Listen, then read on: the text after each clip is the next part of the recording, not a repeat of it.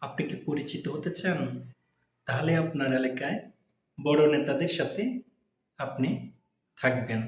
তাহলে আপনি পরিচিত হতে পারবেন।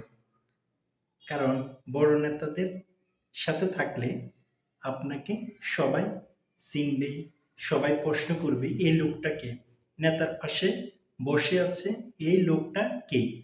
তখনই সবার মধ্যে একটা আলোচনা সৃষ্টি হবে।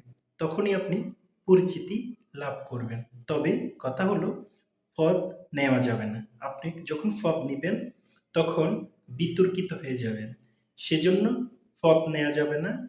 আপনি কোনো পদ-পদবি থাকবেন না। তখন একটা ভাব চলে আসবে।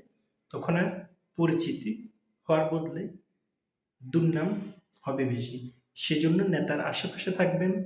নেতা বড় নেতারা যেদিকে যায় ওইদিকেই আপনি যাবেন। দেখবেন আপনি অনেক পরিচিত হয়ে গেছেন। সবাই আপনাকে অন্তত কিছু না হোক আপনাকে চিনতে পারবে যে অমুক নেতার সাথে আমি তমুক নেতার সাথে আমি দেখছি।